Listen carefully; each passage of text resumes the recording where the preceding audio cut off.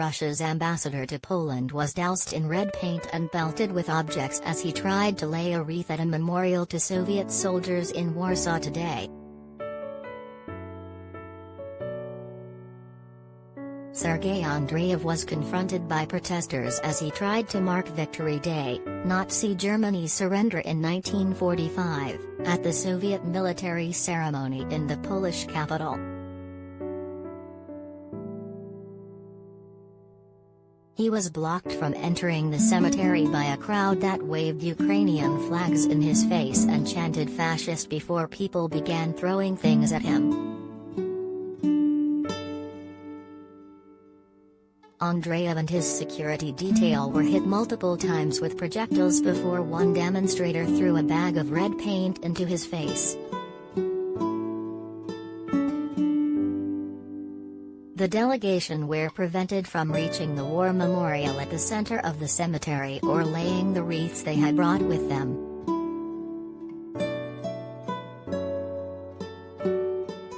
Instead, police had to be called to escort them away. Andreev said later that he had not been injured during the fracas. But the incident highlights tensions that have been building between Russia and other former Soviet states since the invasion of Ukraine. Poland, which has a long and bloody history with Soviet Russia, has been a staunch supporter of Ukraine since the early days of the war and has been on the receiving end of threats by Kremlin propagandists as a result.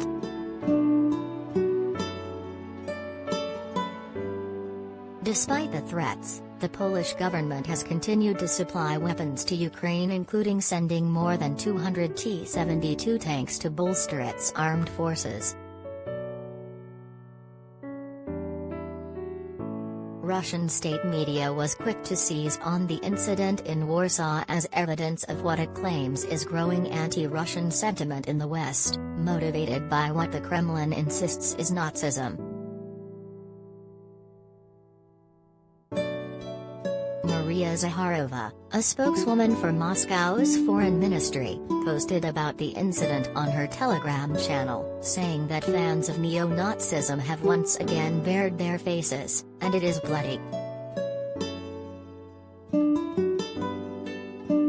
The demolition of monuments to the heroes of the Second World War, the desecration of graves, and now the disruption of the flower-laying ceremony on a holy day for every decent person prove the already obvious: the West has set a course for the reincarnation of fascism, she messaged to followers.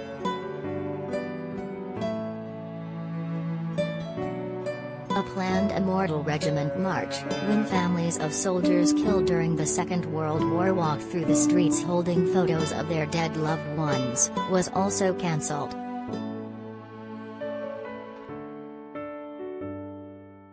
Authorities in Warsaw had warned such events could be illegal, because they were designed to show support for Putin's war in Ukraine.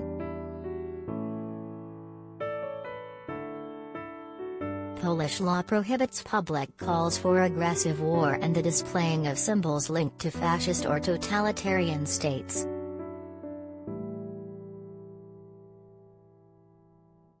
The Russian Foreign Ministry described the allegation as absurd and unfounded.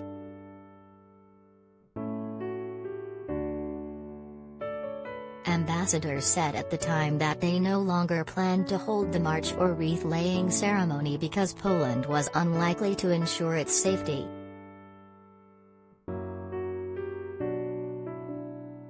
It is unclear exactly why the ministry attempted to go ahead with the wreath-laying regardless, though images of the ambassador being attacked play nicely into the Kremlin's narrative of Russia being surrounded by enemies.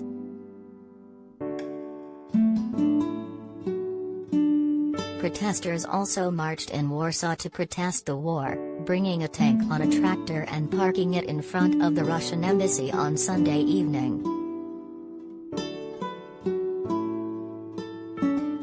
Since the war began on February 24, images of Ukrainian tractors hauling off Russian tanks have been symbols of Ukrainian resistance.